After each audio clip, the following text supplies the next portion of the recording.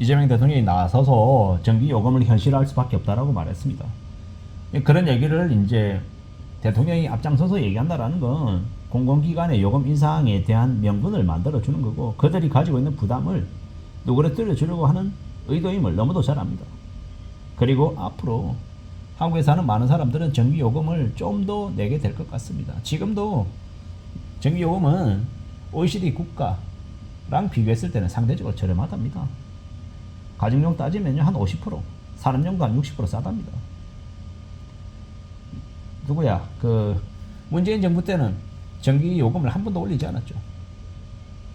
그리고요 윤석열 정부 때는 한 3차례가량 올렸습니다. 그래도 지금 여전히 한국전력의 적자는요 200조가 넘죠. 적자를 줄여야 되는 그런 어려운 상황에 처해 있습니다. 이명박 정부 시절에 한국전력의 적자가 한 마이너스 100조였거든요. 적자가 이제 2배 이상 된 거죠. 그래서 앞으로 아마 전기요금은 계속 올라갈 수밖에 없다라는 거. 그리고 이제 지역별로 전기요금을 차등화하는 뭐 그런 것도 시행이 될 거라고 하더라고요.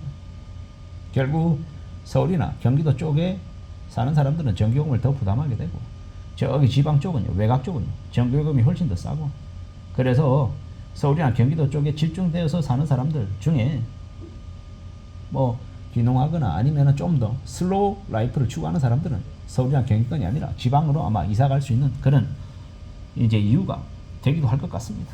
결국은요 앞으로 우리가 살아가면서 전기요금뿐만 아니라 가스요금도 가스공사도 적자가 심하죠. 그럼 가스공사도 아마 가스비를 올리게 될 것이고요. 공공요금도 덩달아서 같이 올라갈 것 같고 물론 나중에 저유가가 되고 하면 뭐 전기세든 아니면 가스비든 좀 조정받을 수 있는 뭔가가 생길 수 있겠지만 지금 현재로 봤을 때는 앞으로 당장 한 5년이든 한 10년 안은 전기요금은 가스비는 수도세는 오를 일만 있다 뭐 이렇게 봐도 무방하지 않겠나라고 보는 겁니다. 뭐 그 사이에라도 내려갈 요인이 생겨서 부담이 안 생기면 좋겠다라고 생각하는 거죠. 제가 맞고 틀리다는 이야기를 하자라는 게 아니고 앞으로 우리가 감당해야 될 부담해야 될 것들은 점점 늘어날 거다라는 생각이 드는 겁니다.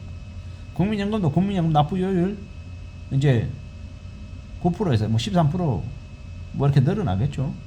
국민연금 더 내야 될 것이고 의료보험비 더 올라갈 것이고 그리고 각종 보험료도 똑같이 덩달아 올라갈 거고 이제 과거보다는 점점 더 빡빡해지는 거죠. 그리고 이제 회사에서 사람들을 점점 예전만큼 채용 안 하죠. 인력을 대폭 줄이고 효율을 엄청나게 따지게 되죠. 그러면요 한 사람 두세 사람 몫을 하게 되면요 그러면 결국 나중에는 분위기가 이제 지금하고 많이 달라지겠죠. 뭔가 AS나 서비스를 요구해도 지금 같으면 하루 이틀 3일 안에 오면 나중에는요 일주일 걸리고 2주일 걸리고 한 달 걸리겠죠. 왜? 인력이 없으니까 비효율이니까 뭐 요금도 점점 올라갈 것이고 점점 이제 고비용 사회로 흘러갈 것 같다라는 겁니다. 이웃 나라 일본 보면 그런 고비용 사회가 이미 일본 사회잖아요. 그러다 보니까 일본에서는 에어컨 없는 집도 많다 그러고 한여름에 아무리 더워도 선풍기 하나로 지내는 사람들이 되게 많다고 하죠. 일본의 가난한 가정들은 온수에 목욕하는 걸 못하게 한다고 하죠. 왜? 전기요금이 겁나니까 수도세가 겁나니까 말입니다. 되게 서글픈 이야기죠. 일본에 있는 많은 보통의 사람들이 서민들이 편의점에 가서 혹은 뭐 도시락 반찬 가게 이런 데 가서 늦은 시각에 마감 세일할 때 20%, 30%, 50% 딱지 붙어 있는 것들만 사서 와서 먹는다라고 하는 게 그게 그들이 구질구질해서가 아니라 그렇게 하지 않으면 생존할 수 없기 때문에 그렇게 사는 거 아니겠습니까? 결국 우리에게도 앞으로 벌어질 일들인 거죠. 그런 생각들을 우리가 하며 살아가야 된다라고 생각합니다. 앞으로 우리가 사는 삶은 더 빡빡해지고 더 곤욕스럽고 더 힘들 수 있겠다라는 겁니다. 그래서 어떻게 살아가야 됩니까?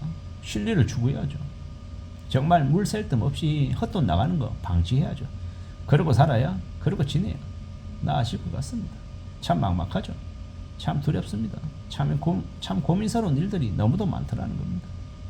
이런 것들을 궁리하며 지내야 되는데 고려해야 되는데 어떡하려고 이러나라는 생각이 들기도 하고요. 잘 좀 따져봐야죠. 잘 생각해야 됩니다. 세상에 그냥 되는 거 없고 여러 가지 고민과 여러 가지 생각들 속에 우리가 지내야 됩니다. 좀 더 정신 차려야 되고요. 좀 더 마음을 단단히 먹어야 되고 뭐가 좋을지도 살펴봐야 될 것 같고 걱정이 되고 염려가 되고 혼란스럽기도 하고 많은 이제 어려움들이 우리 앞에 놓여지게 될 겁니다. 어떻게 살아가야 되겠습니까? 저는 계속해서 말씀드리지만 통장에 잔고가 늘어나야 된다. 지난달보다 이번 달에 내 통장 잔고가 50만 원이다, 100만 원이다, 30만 원이다 늘어나는 게 맞다라고 봅니다. 그러고 살아야, 그렇게 지내야 우리의 나중 삶이 좀 그래도 안정이 된다라는 겁니다. 사람들은 누구나 다 20대, 30대, 40대, 50대 열심히 살고 60대 한 중반 넘어서서는 그래도 통장에 잔고가 있어서 좀 여유로운 중에 자기 만족으로 뭐 또 다른 일을 하며 살든 아니면 자아실현을 하든 취미활동을 하든 봉사활동을 하든 이렇게 사는 게 훨씬 더 의미가 있지 않겠냐라는 겁니다. 아, 나 일하기 싫어. 그러면 만 60 넘어서 일하기 싫다라고 하면 일 안 하려면 그 전에 준비해놔야죠. 너를 살 수 있는 생활비를 뭐 아니면 예금이든 적금이든 연금이든 뭐든 간에 말입니다. 그래야 나중에 일하지 않고 사는 거 아니겠습니까? 그런 삶의 모습을 추구하는 게 필요하다라고 생각합니다. 그리고 살아야 된다라고 얘기하고 싶은 거죠. 지금의 시대에 다들 힘들죠. 다들 고민도 많고 걱정도 많고 뭐하고 살아가야 되나라는 염려도 하고 있고. 저만 그렇습니까? 여러분도 그렇지 않습니까? 다들 고민하고 걱정하잖아요. 뭘 먹고 살아가야 되나라는 걱정, 두려움도 많잖아요. 그러는 중에 또 우리가 버티고 또 살아가고 이겨내고 하는 건데 다들 막막한데 그걸 또 극복하고 견디는 법이 뭐다? 저축하고 사는 거고 아끼고 사는 거고 성실하게 사는 거죠. 술 마시고 담배 피고 용 즐기고 흥청망청거리고 카지노에 가서 룰렛 돌려야 되고 뭐 경마장 가서 경장 가서 배팅해야 되고 이러고 살면 삶이 괜찮아지겠습니까? 노년이 편안해지겠습니까? 그럴 수 없다라는 겁니다. 우리가 사는 현실을 좀 잘 좀 내다봐야죠. 냉정하게 들여다봐야죠. 그리고 어떻게 내가 대응할지 극복할지를 생각하고 또 생각해야죠. 그리고 실천하고 또 내가 잘못했다고 생각되면 또 반성하고 또 다르게 또 접근해보기도 하고 여러 가지들을 맞춰가야죠. 그래야 된다라고 생각합니다. 지금 사는 게 다 내 뜻대로 내 생각대로 내 마음대로 척척척 흘러갑니까? 안 되는 경우가 천지겠죠. 그런데요, 맞춰가야 될 거고 노력해야 될 거고 어떻게 하면 좋을지 또 궁리해야죠. 부딪혀봐야죠. 대응해야죠. 그렇게 앞으로 또 앞으로 움직여 가야 된다고 생각합니다. 그런 것들이 더 요구되는 게 지금이다라고 말입니다. 세상 사는 거 쉽지 않습니다. 힘들죠. 어렵죠. 만만하지 않죠. 걱정되죠. 어떻게 풀어나가겠습니까? 누가 대신 풀어줍니까? 나의 고민들, 나의 숙제를 누가 대신 풀어주냐라는 겁니다. 세상에 엄마 아빠도 아니고 안 해준다라는 거죠. 내가 안 하면 그냥 끝인 겁니다. 그 다음이 없다라는 겁니다. 좀 더 들여다보고 좀 더 분발하고 좀 더 생각해보고 또 시도해보고 또 고민하고 또 해보고 그러는 중에 뭔가가 되지 않겠냐라는 겁니다. 가만히 있는데 되는 거 없다. 입 벌리고 있는데 누가 내 입에다가 맛있는 음식 떠먹여주고 나는 씹기만 하면 되는 그런 편안한 일 따위는 세상에 벌어지지 않는다라고 생각합니다. 이상입니다.